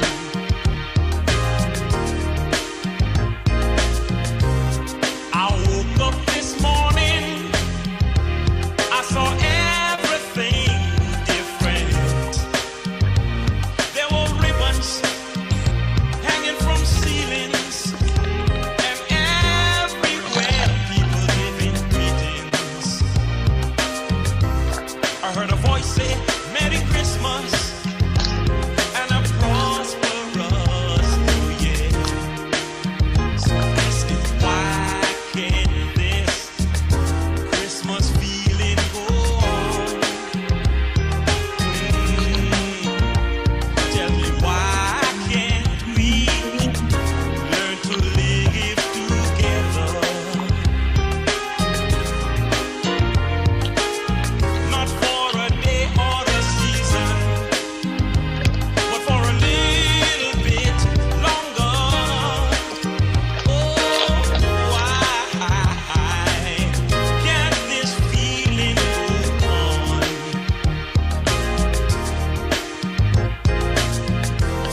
365 days in a year, and millions of people everywhere. And yet we choose one day of this year to celebrate God's love and care. Yeah. Why can't this Christmas feeling go on? And the most important part of this song is not for a day or a season, but for a little bit longer. Why can't this Christmas feeling go on? And that's my prayer for Barbados. That we really understand the true meaning, as they say, not a song, as they say, not a song as though you're repeating yourself, but the true meaning of Christmas, huh? The reason for the season, and that we would concentrate on being each other's keeper and not tearing down, but building up each other. And we have, as we're going to finish off our discussion in a minute, but we do have one of our spokespersons in the back office about to come forward to speak to us. Felicia Dujon is here, and she's going to bring Oh, greetings excellent. to our sector. And then we also have a recording from Nathaniel Boyce, which will come immediately after Felicia. So welcome, Felicia. Go right ahead. Hi, welcome. Good evening, everyone. Merry Good Christmas. evening. I know it's a bit Merry early. Christmas. Been enjoying the show thus far. Mhm. Very good. So you can go ahead and bring Can you greetings hear to me? your sector. I beg pardon? You can go ahead and bring greetings to your sector. Right. I just wanted to wish everyone a Merry Christmas, including all parents, teachers, principals, and auxiliary staff. We just want to wish you a Merry Christmas and a happy and prosperous New Year. And we hope that we continue to support you and be there with you.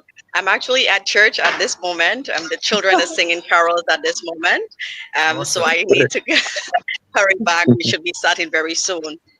Yes. Well, you enjoy, and thanks for taking time. And very Yes, Merry Christmas to you and yours as well. Where Thank is you. Felicia? thank you. Where are you, Felicia? I'm in Black Rock, the Roman Catholic Church in Black Rock, Excellent. Okay. and the children My are Excellent. home singing. church. Yes, they're singing now. You Yes. enjoy, and thanks for coming on. Thank you so much. And Merry You're welcome. Merry Christmas, Christmas. everyone. Merry Merry Christmas, Felicia. Christmas. All right. Merry Merry Okay. Christmas. Christmas.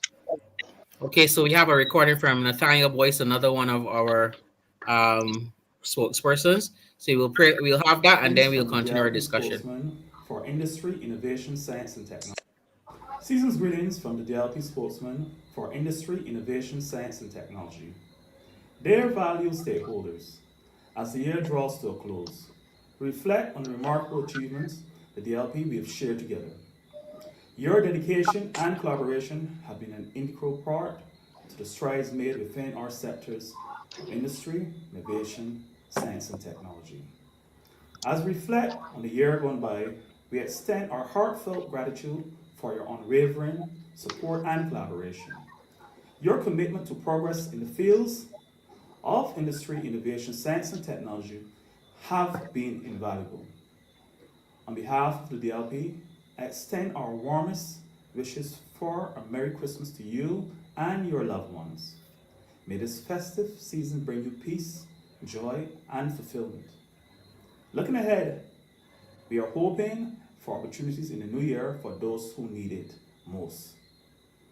Thank you for your continued support, and we look forward to building an even brighter future together and working on the behalf of the citizens of Barbados.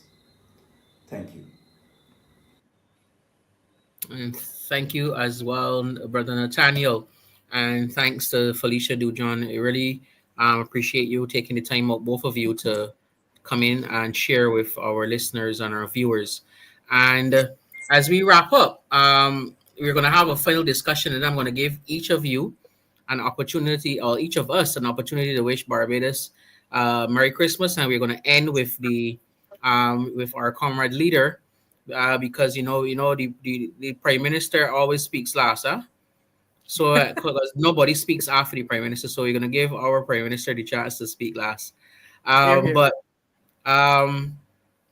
in our discussion, we were talking about things that subtly taking are coming into our culture and making some changes. I know Sue just mentioned being over in a way, as the old people would say, and seeing people going on Christmas Day to Chinese food. But do you recognize that's happening here in Barbados too? That people are now going to hotels for Christmas breakfast and Christmas lunch, and that's becoming a very big thing. I must confess, one of my adopted families, we do breakfast after church, and for several years now we've been doing it. But we did recognize that lunch is also now a big thing with Barbadians. So they're no longer Rose, as you were saying, they're no longer not just baking. They're no longer not baking the bread or the cakes or whatever, but they're also now not cooking, and they're going to somebody else to do that cooking. So Yes, go that ahead. is that's one of the new things that is creeping into this commercialization of Christmas. People are eating out, but I Yeah, guess if you can afford to spend, if you can afford it, yeah. well, hey, why not do it? But for I get. me, I can't afford it, one, and I Mhm. prefer to do my own cooking. And like I Yes. said at the beginning of the show, and I'm not inviting Mr. Thorne, I have turkey. My turkey is already stuffed, seasoned, and prepared. My Yes. pork already seasoned and prepared as in the refrigerator.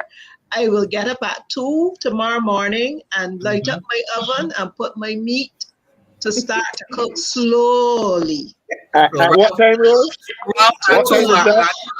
2 o'clock. I so put by 4 o'clock, when we Wow. get ready for church, we be smelling her ham and turkey.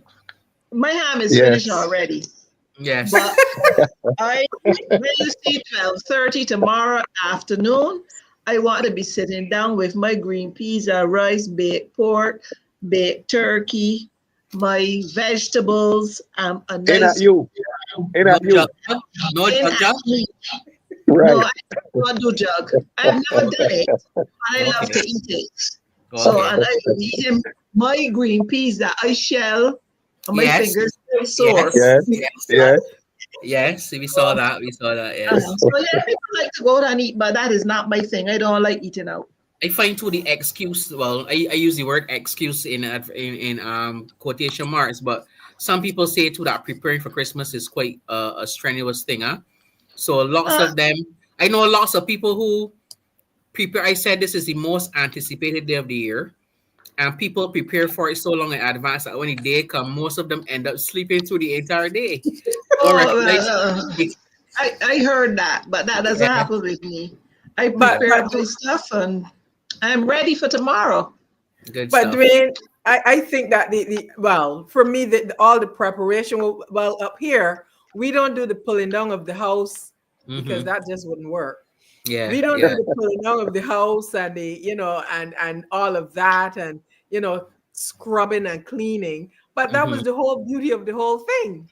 Yes. Yes. For me, I mean, well, people might look at it, different ways, but that whole process, the whole thing of, having the house in complete pandemonium. Yeah. And then you wake up on Christmas morning and A whole everything new is just house. beautiful. Yes. That was Yes. the whole Yes. point. Yes. And so the scrubbing was done with the white head bush. Hal will tell you that. Oh yes. Yes. Yes. White head bush, very potent scrubbing Yes. thing, Yes. man. Scrubbing. Yeah. Yeah. It made Yeah. the Yeah. floor as white as anything, boy. You're right. And all of the furniture turned upside down and all the windows are curtainless. And that's the whole beauty of it.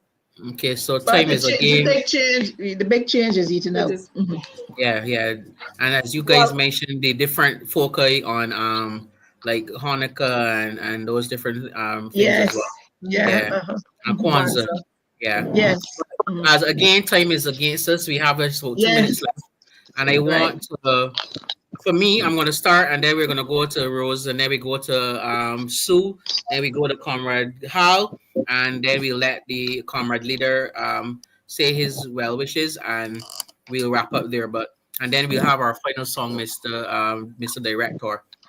But for me, on behalf of my family, to all of you who are viewing out there in Barbados and beyond, I just want to wish you a very blessed, a very healthy, and a very enjoyable Christmas season. Remember to at least take some time to rest. Don't get too busy. But remember the reason for the season. Over to you, Sister Rose. Yes, from my family to you all over the world watching and here in Barbados, I wish you good health and happiness for Christmas and for the new year. That's my greeting. So, hi again, everybody. Bye to everybody. On behalf of my husband Barclay and I and our family, we want to say Merry Christmas to each and every one of you. everybody. We We receive love it you, and to you. Barbados. We love you. We love you too. Brother Hal? Yes, from me and all family and all my friends who are closely associated, a very Merry Christmas, a very healthy and prosperous New Year. And I believe I should put it on all of you to wish me a happy birthday tomorrow as well. Because Oh, yes, yes, happy Happy birthday, happy birthday. Happy birthday in advance. I'm a Christmas baby, so You must Yes. just get a lot of presents. never, Rose. Or not. That was Do never a something. thing. Be smart. They never came, and they do not come now. So Yeah. Oh dear. Oh it dear. has never been. It's never been anything that I look forward. As a matter of fact, it got lost in the whole early of Christmas. In the Okay. evening, my mother would probably say, "How do you remember today is your birthday?" I would say yes. But Yeah. it did have a special meaning for me because I've always been closely associated with the church music Mm-hmm. at all levels. And that had a special meaning for me. The season of Christmas was the Yes. season of my participation in music in the choir, with the organ, and all of that. So, Merry Yeah. Christmas to everybody, and I'm Yeah. very We happy thank you. to be on this And new we year. wish you many, many happy more years of existence, brother. You're definitely an asset, and we enjoy your company here tonight and always. Over to you, Thank you very comrade much. leader. Thanks, Dwayne. And let me first of all say to Sue and Barclay, welcome to the family. And thanks very, Thank very you. much for flying the flag of the Democratic Labour Party and flying the flag of Barbados in the great United States, in the wonderful city of Connecticut. We are really, really happy that you've joined us on this show, and I hope you will be doing this every week. And we look forward to seeing Mr. Barclay a lot more. But thanks very much. I really appreciate all that you've done for us at Sue and Barclay at the party level and for Barbadians generally. You've been extremely charitable. I know you don't want this publicized, but I don't want you to hide your light under a bushel. You continue to be very kind to the people in Barbados, and we are thankful for that. To Hal, a happy birthday Thank in you. advance. I'm sure we'll talk tomorrow. Rose, the beautiful Rose, who has been carrying this show for the last few weeks, and you are signed up for next year as well. I did call Mr. Hainsley Bain tonight to co-host, but Dwayne, I could not to co-host. I called Hainsley to join, but I suspect Hainsley is at church, so hopefully we'll have Hainsley on with us sometime soon. I did send my Christmas message off to the various media yesterday and today, so I'm not going to repeat that, except to say that my message placed generosity at the heart of the Christmas celebration. So let Mhm. us be generous. Let us give and recognize that when we give, as I said, it is spiritually uplifting. You feel it is liberating. Giving to people is so liberating. Uh, as poor as we may be, sometimes we can give. I came up at a time where poor people gave, and they received as well, as the good book says. But let me not make a long speech. I love you all. I really do. I love this show. It is turning into something really special.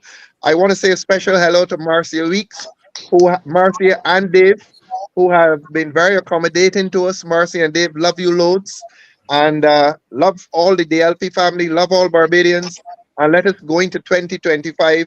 I know the politics divides us, but let the love of God unite us in 2025. Thanks Yeah. very, very much, Dwayne. And happy Amen. Christmas to everyone. Thank you, Happy comrade Bye, leader. Christmas. everybody. Merry Thank Christmas. you. Okay. Merry I Christmas. know you said that the comrade leader will speak last, but I just want to also remember our director and wish you a Merry Christmas on his behalf as well. Bye bye.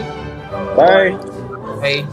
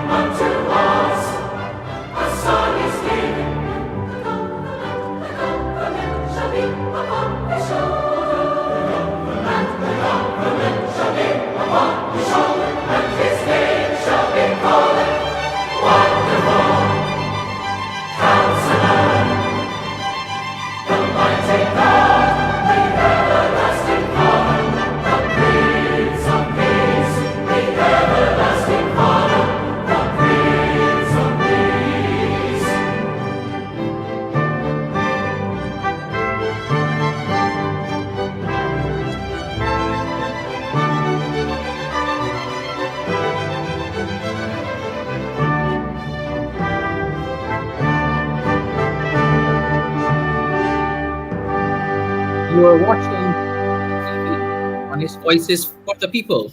Merry Christmas, everybody.